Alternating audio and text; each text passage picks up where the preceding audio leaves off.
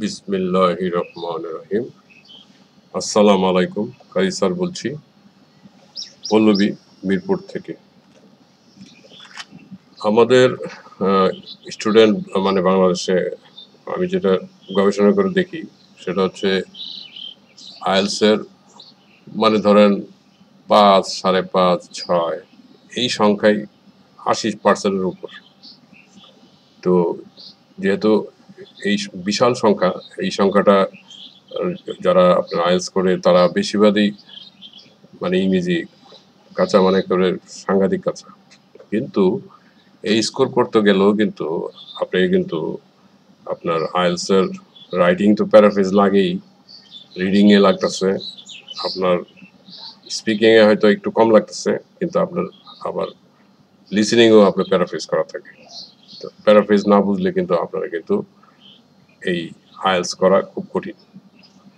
তো এখন যারা একটু কম বুঝে তাদেরকে মিসগাইড করা, মিসলিড করা, মানে বিভ্রান্ত করা বাংলা খুবই সহজ।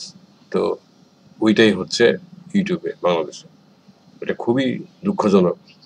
আমি এত লোকের মধ্যে আমার মতো এরকম কয়েকজন টিচার যদি আমরা এরকম বলি তাহলে মানুষ অবাক হয়ে যাবে, এটা কি বলতেছে, কিন্তু বাস্তবতা তাই। যেমন আমার যে স্টুডেন্ট আমার ছিলেন এক সময় আইএলস অনেক ভালো স্কোর করছে, আরাফাত, এরকম আরো কয়েকজনের নাম বলতে পারি, যেমন ধরেন আপনার শাওন তালুকদার বা এরকম আরো অনেক অনেক নাম বলতে পারি, জাকারিয়া, ১০, ১৫ জন এখনই আমি বলতে পারি। তারা কিন্তু সবাই আমার সাথে একমত এবং তারা কিন্তু সবচেয়ে ভালো স্কোর করছে বাংলাদেশের মধ্যে। একদিন তো ৯ই পাইছে, ৯-৯। তো কাজে আমি কিন্তু এই সাহসী কথাগুলি বলতে পারি, কিন্তু কিছু করার নাই। কারণ যেই দেশে যেই বাইল একটা কথা আছে, এটা আমাদের ব্রাউনবের ভাষায় বলা হয়, যেই দেশে যে বাইল এটাই চলতেছে, কিচ্ছু করার নেই। তারপরেও নৈতিকতার তাগিদে আমি আপনাদেরকে বলবো, আপনারা যদি কম স্কোরও চান তারপর প্র্যাকটিসে বোঝার চেষ্টা করেন। আর যদি বেশি স্কোর চান মানে ৬, ৬.৫-এর উপরে, তাহলে তো কথাই নেই।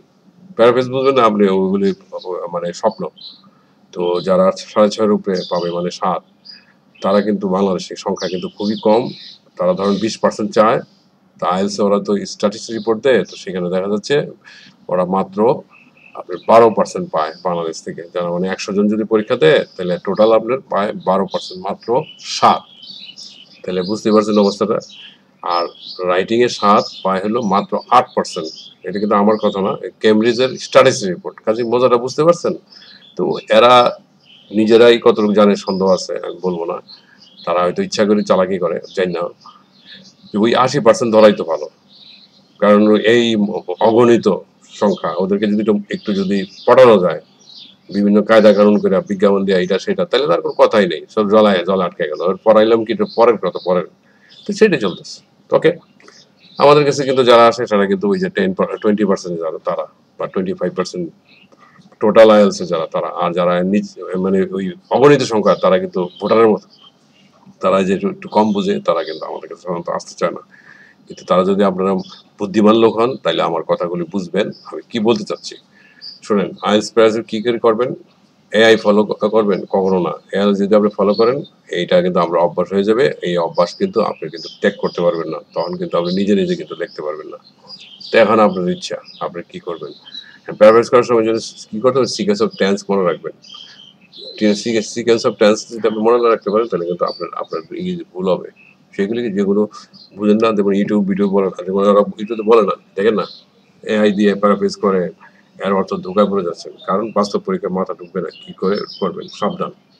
হ্যাঁ, অতএব এটা সহজভাবে শিখুন, না পারলে বারবার কোচিং সেন্টারে পয়সা দেবেন, কাজ হবে না, সবাইকে জানান।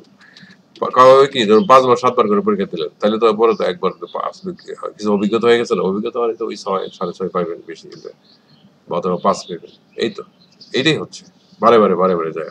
কিন্তু আপনি যদি একবারই কাজ করতে চান, পয়সা খরচ না করে কম পয়সা, তাইলে আপনাকে কিন্তু প্যারাফ্রেজ দিতে হবে।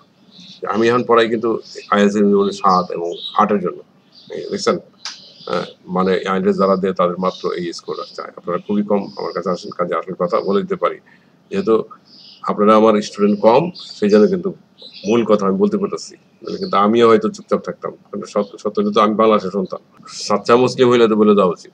আমি সাথে মুসলিম কিনে যাই না, কিন্তু আমি চেষ্টা করি। কিন্তু আপনারা এইচটিএমএল ধরা গেছেন এই প্যারাফের জন্য, এটা পারলে কোচিং করতে হচ্ছে না। দেখছেন সিকোয়েন্স টেন্স মনে রাখেন। এখন সিকোয়েন্স টেন্সকে তো আপনার মনে রাখতে হবে। ইন্ডিপেন্ডেন্ট ক্লজ, প্রেজেন্ট ফর্ম যদি হয় তাহলে ডিপেন্ডেন্ট ক্লজ হবে, প্রেজেন্ট ফিচার অ্যান্ড পাস হতে হবে, বুঝছেন? কিন্তু ইন্ডিপেন্ডেন্ট ক্লজ যদি পাস্ট টেন্স হয়, ডিপেন্ডেন্ট ক্লজ হবে অনলি পাস্ট টেন্স। পরিষ্কার? যেমন যেমন দেখা যাইতেছে, he said to me he will go to Dhaka tomorrow. Wrong. এই যে এটা হলো ইন্ডিপেন্ডেন্ট ক্লজ, বুঝছেন? এই যে হি সেড টু মি, এই পর্যন্ত হলো ইন্ডিপেন্ডেন্ট ক্লজ, বুঝছেন? হ্যাঁ, এই পর্যন্ত ইন্ডিপেন্ডেন্ট ক্লজ। এখানে কিন্তু আসলে লেখাটা এইভাবে লেখা উচিত।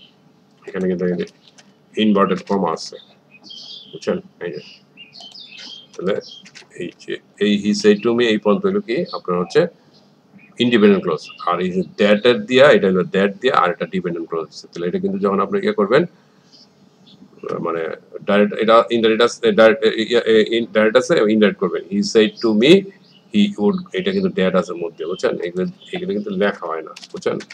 এটা হলো নিয়ম ইংরেজি। ইংরেজি কিন্তু অনেক কিছু মিসিং পয়েন্ট থাকে এবং অনেক কিছু কিন্তু একসাথে থাকে, মিক্স থাকে, এগুলো কিন্তু আলাদা আলাদা করতে হয়। এই জন্যই কিন্তু ইংরেজি আপনারা বুঝেন না।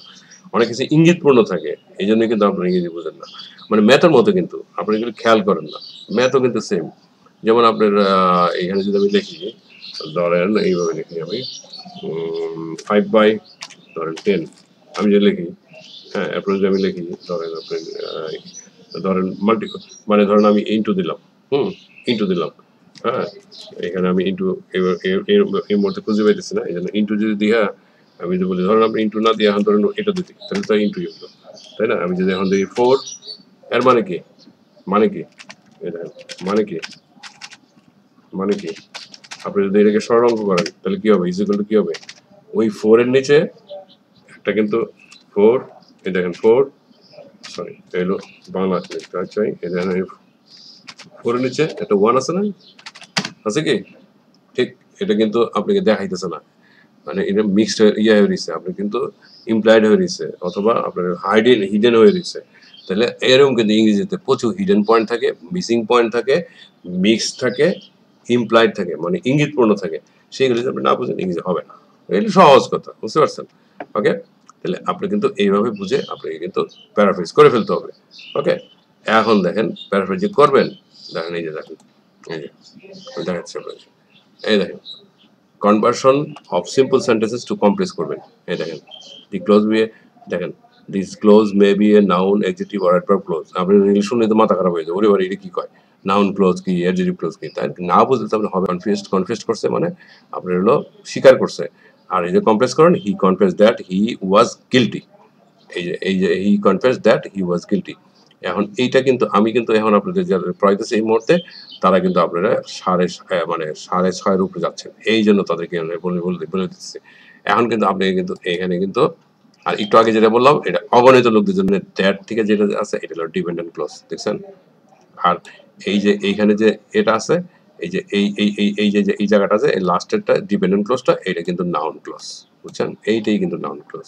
এখন আপনার কিন্তু হঠাৎ করে ওরে বাবা, এই নাউন ক্লজ কিটা, কেমনে এই নাউন ক্লজ, বুঝছেন? এটা কিন্তু অ্যাডজেক্টিভ ক্লজ না। অ্যাডজেক্টিভ ক্লজ হইতো যদি দ্যাটার আগেটা যদি নাউন হইতো, ওরা যদি দেখাইতো রিলেটিভ ক্লজ হিসেবে, তাহলে কিন্তু সে কিন্তু অ্যাডজেক্টিভ ক্লজ হইতো, দেখছেন?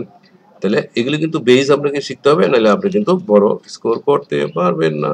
এই যে the fact that he is a silent, এই যে দ্যাটটা কিন্তু, এই যে দ্যাটটা কিন্তু এরে দেখাইতেছে, দেখছেন? তাহলে এইবারটা কিন্তু অ্যাডজেক্টিভ ক্লজ হয়ে গেল, বুঝছেন? এই যে দেখছেন এইভাবে, ঠিক আছে? আবার ওটা যদি সময় সংগত হয়ে থাকে, সময় মানে অ্যাডভার্ব তো হলো আপনার সময় লাগে, সময় সংগত যেমন হাউ, ওয়েন, হোয়ার, তাহলে সেটা কিন্তু আপনার ইয়ে হয়ে যায়, আপনার অ্যাডভার্ব ক্লোজ হয়ে যায়। On the arrival, on the of the mails, on the arrival of the mail the ship will leave।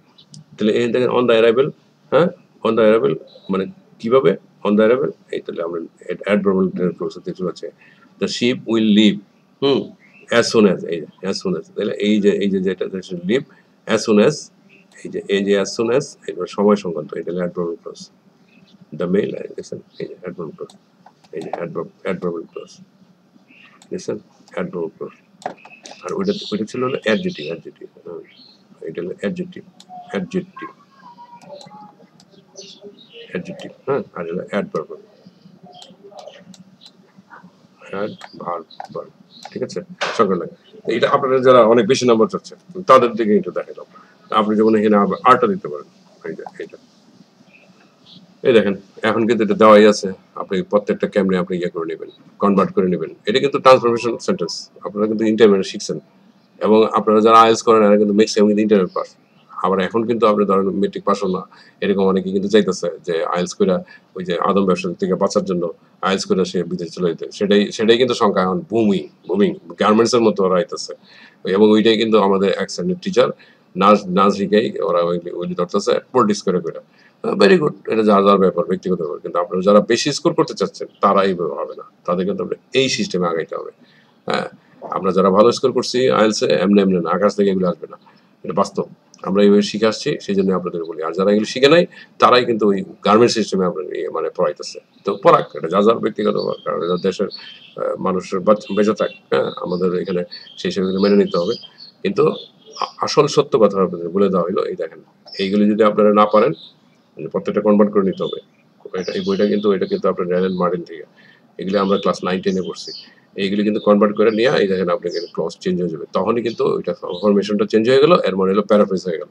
R paraphrase যখন সাধারণত করেন সেন্টেন্স তো ফরমেশন হয়ই, কিন্তু আপনি সাধারণত সিনোনিমাস টার্মটাও অনেক সময় মানে চেঞ্জ করতে হয়। কিন্তু এখন সিনোনিমাস যদি আপনি ধরেন আপনি পাস্ট, ধরেন আপনার হলো সাপোর্ট, এটা হলো সিনোনিমাস টার্ম একটা এইড হইতে পারে। কিন্তু এখন আপনি জানেন না, তাহলে আপনি সাপোর্টিং দিয়ে করে ফেলতে পারেন। মানে আপনার হলো অন্য একটা মানে ইয়া কি বলে পার্সন স্পিচ চেঞ্জ করা, যেটা মানে যেটা সাপোর্ট ছিল আপনার হলো নাউন, অথবা আপনি ধরেন ভার্ব, সেটাকে আপনি আইএনজি করে ফেললেন অথবা নাউন করে ফেললেন, এরকম করতে পারবেন যদি না পারেন। পার্ট, হ্যাঁ, যেমন পার্ট হলো আপনার নাউন, হ্যাঁ, এটা যদি আপনি ইয়ে করতে চান মানে সিনোনিমাস টার্মে জানেন না এই পার্টের একটা কি হইতে পারে, পর্শন হইতে পারে সিনোনিমাস টার্ম, কিন্তু জানেন না, তাহলে আপনি পার্সিয়ান করে ফেলেন, তাহলে এটা অ্যাডজেক্টিভ হয়ে গেল। বুঝতে পারছেন? হ্যাঁ, এরকম যেমন আপনি গোয়ের আপনার একটা সিনোনিমাস টার্ম জানেন না, তাহলে কি করবেন? গোয়িং করে ফেলেন, গহন করে ফেলেন। এইভাবে করতে পারবেন। তো এগুলো আমরা ইয়াতে ক্লাসে শিখাই। মানে এইগুলি বেসিকগুলি আমরা শেখানো হয়। এরপরে এই ফাউন্ডেশনটা করার পরে তারপর সেটা আপনি যখন রেডি হয়ে যান, এরপরে কিন্তু এই প্যারাফিজগুলো খুব ইজি হয়ে যায়।